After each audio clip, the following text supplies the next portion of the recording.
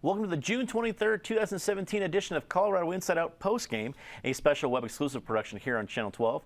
Let's get a quick take on a Colorado doctor announcing this week that he intends to place a measure on this year's ballot that would prohibit sales of cell phones to children under 13.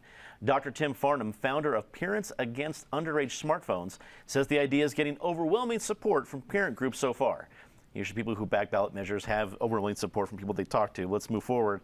Natasha Gardner from 5280 magazine, articles editor at 5280. You're a parent. I don't think your child is up for a cell phone yet, but that's not my decision. That's up to you and your family. What do you think about this idea? He doesn't have his own cell phone, but he certainly plays on mine a lot.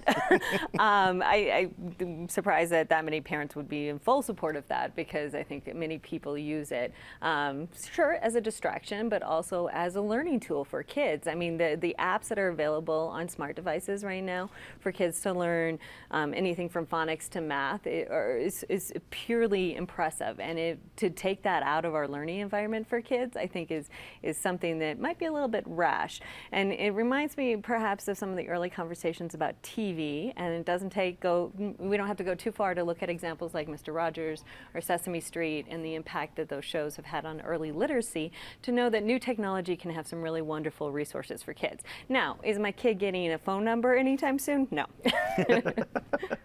David Kopel from the Independence Institute and DU Law School. Does the state need to get involved with screen time with children? No, it's disgusting and immoral. Children don't belong to the state.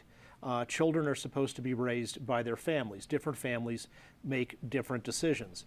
Some families I know don't have a television in their house, mainly because they want to keep the kids from watching it. Other families watch a lot of television. Parents make those decisions. This isn't a bill to prevent kids from buying smartphones, because you really don't have a lot of situations where 9-year-olds are walking up with their credit card or $600 to buy a burner phone or whatever. It would say that when you're a parent, when you're an adult and you're buying a smartphone, you have to sign a legally binding thing for which you could be prosecuted, promising that no 13-year-old person under 13 is going to be using it. Well, doesn't that depend on the families? Maybe mom and dad have to be away and don't get home till after 5 o'clock. The 12-year-olds at home between school and the end of that, they like, say, the fact that a smartphone has a camera in it, so you can have a little video chat with mom or dad while they're at work. Families vary. There's not a one-size-fits-all solution, and this is really an example of the worst totalitarian side of the medical industrial complex, of thinking they know better than everybody else about how to raise individual families. Penfield Tate, attorney with QTAC Rock, also a longtime state lawmaker. And as a lawmaker, you probably saw a lot of ideas that were hopefully for the common good come and go. Some of them may have passed, some of them have gone. When you look at an idea like this, does it have much of a future in your eyes? Hopefully not. And I'm dating myself here, but I got my first cell phone when I was in my 30s, and it was this thing that looked like a brick. And that was one of the first cell phones. Didn't grow up with them, didn't need them.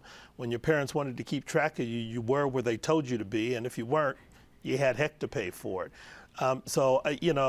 I understand. Well, no, I don't really understand why somebody's doing this. It just boggles my mind. 13-year-olds don't have $700 to go up and buy a phone unless their parents want them to have one.